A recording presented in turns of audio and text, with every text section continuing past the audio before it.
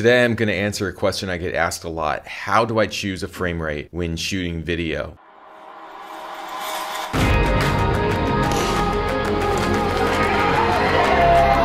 I guess this is a common question because cameras now shoot a whole lot of frame rates, 24 frames, 25 frames a second, 30, 60, 120, 240. It gets confusing, and I think people are wondering, how do they choose which of these settings is the right setting for a particular scene or subject, or should you just all the time leave it on a certain frame rate? Well, I'm going to answer all of that starting with the basics. What is a frame rate? So the frame rate is the number of pictures that your camera is taking per second, which then get animated to create a moving image. Shutter speed is not equivalent to the frame rate.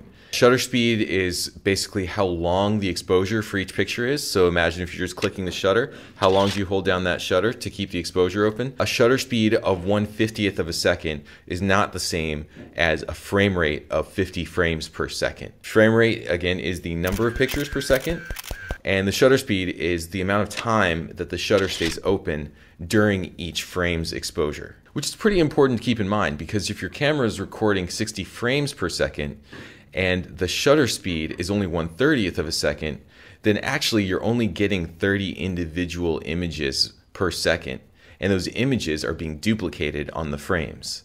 Just remember this, always keep your shutter speed faster than the number of frames per second you're shooting.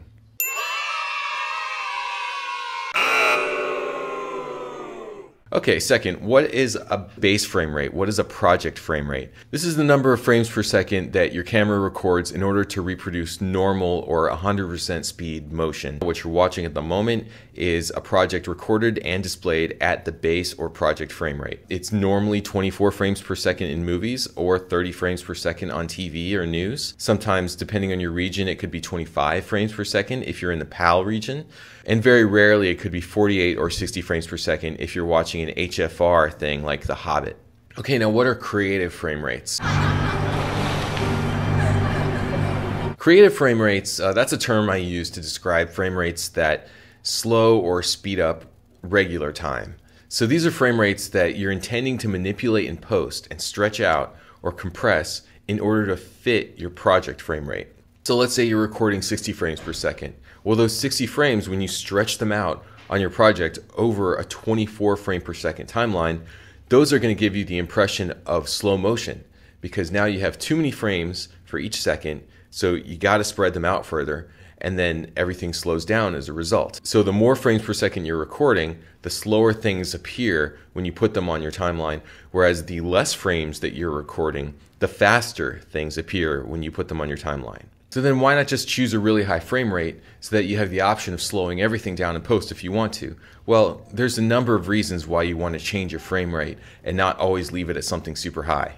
First of all, there's a simple math problem. If you can't evenly divide the number of frames that you recorded at by the project frame rate, in other words, if you record at 30 frames per second and you try to drop it in at normal speed over a 24 frame per second timeline, you don't get an even number. And so the problem that creates is stutter. The footage will seem to sort of skip every second or so. There will just be like a frame missing. It'll just look a little bit weird. Also, in order to accommodate that frame rate, your shutter speed is going to be higher, which means that you're going to have less natural motion blur. Another reason not to just shoot at a really high frame rate is because different cameras record different frame rates at different qualities with different crop factors. Here's where it gets insanely complicated, and I'm not going to go into the details of each individual camera. Basically, know this. The base frame rate is generally where your camera is going to record the highest quality image. You're probably going to get the best image recording at 24, 25, or 30 frames per second. And then beyond that, you make compromises. For instance, the Sony camera I'm using right now, the Sony a6500, only records 4K at 24 frames per second, 25 frames per second, or 30 frames per second. When you go to 60 frames per second or 120, it only records at HD resolution. And also, because it's spreading out the number of bits that it records per second over more frames, each frame gets less bits, which means you get more artifacts due to compression. So what I do is I choose my frame rate according to the subject that I'm shooting. First of all, still images or 0 frames per second. Why would I record still images for a video project? Well, sometimes I want to create a sequence of still images that, when put together really quickly, makes a sort of animated sequence. There's other specialty uses for still images in video, but I'm not going to go into that too far. 1 frame per second to 15 frames per second. I would use these frame rates if I was intending to speed it up in post and create a fast motion effect. You might want to do it if you want natural motion blur in your hyperlapse or your fast motion shot, because that slower frame rate will make more blur happen in the frame when things move, which can look really good with car headlights and other things like this. I don't use these frame rates too often because even if I'm creating something like a hyperlapse, I like to be able to ramp it and then take it back to normal speed at some point in the shot. And you can't really do that if you're recording a slow frame rate. 24p or 25p. I use this for any subject that's going to be speaking, whose dialogue is going to be played back at real speed in normal time. Do you want some wine? I also use 24 or 25p when I'm shooting landscapes or anything with high detail and very little motion, where there's very little chance that I'm going to want to slow it down in post because it's not moving. So just shoot it at the highest quality possible. So what about 30p? Well, 30p can be your project frame rate, but you can also use it as a little bit of a slow motion frame rate. It's actually 80% of regular motion when you stretch it out on a 24p timeline. This is also called conforming it, when you conform it on a 24p timeline. 30p can be used creatively to just add a little bit of smoothness to a shot. So look at this sequence that I shot in 30p. Here's what it looks like at 100% speed, normal speed. And here's what it looks like when I conform it to 24p, making it 80% slow motion. Just a little smoother.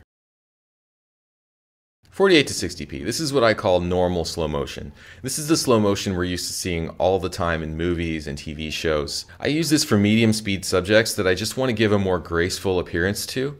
I use it a lot for people laughing, people clapping, people walking. Another very useful reason to shoot in 60p is if you're filming people talking or singing and you don't want to use their audio in post. The mind sort of accepts that we're not hearing the person speak because you're sort of taken out of the reality. However, one very useful reason to shoot somebody singing in slow motion is for a music video. It's a classic look they've done a million times in a million music videos. You play the song fast and the singer sings along to it,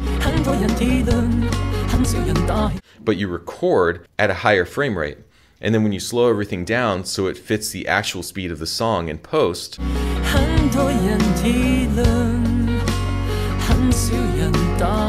then the lips sync up, but the body appears to be moving more slowly.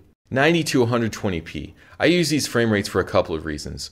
Sometimes it's to create a nearly stopped time effect. I use a speed ramp, which is where you dramatically slow down the speed of the clip from normal speed to slow motion.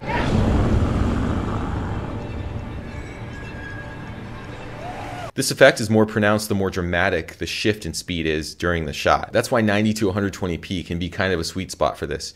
Another reason to use 120p is to eliminate camera shake. For instance, these shots are from my short film Nomads of Mongolia. I was filming from the back of a van, handheld, to get these close-ups because I didn't have any sort of a gimbal rig or anything that would accommodate a telephoto lens.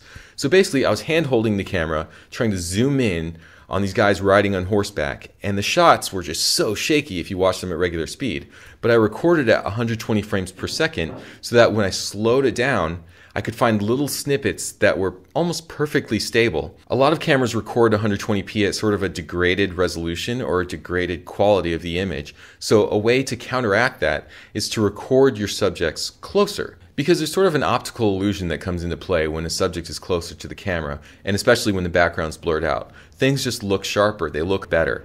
Also, a lot of cameras will crop the sensor, which means they effectively zoom in more when you're recording at a higher frame rate like 120p. So if you're trying to get a close-up of something, use that to your advantage. Specialty frame rates for super slow motion. Unfortunately, the Sony cameras I use, the RX100, the RX10, don't make it very easy to record in these frame rates. I can only record little snippets for a few seconds at a time, and then I have to wait for the camera to buffer as it writes that to the memory card. So basically, I record a little snippet, and then I have to sit there and wait for several seconds watching the camera buffer. And if I didn't happen to catch exactly what I wanted when I hit the shutter button, and then it happens right afterwards, I'll miss it. So I usually just record at 120 frames per second, and occasionally I'll digitally slow it down even more with the optical flow in Final Cut, which is the same thing as the plugin Twixtor. It's just a digital way of slowing shots down. It's not something I use very often. So when you're choosing your frame rate, keep in mind the psychological effects of slow motion. I like to wake up the audience by shifting the frame rate when they don't expect it. Editing is kind of a game of keeping your audience interested in your subject. And you have to use variety in your shots in order to keep them interested. So if you're always putting things in slow motion, it's always the same speed of slow motion, even though it looks really gorgeous on a shot-by-shot basis. When you put it together in a film, it can be just really dull and it can literally put your audience to sleep. So just be mindful of that. Slow motion is a great tool to have in your filmmaking arsenal. Just don't rely on it all the time.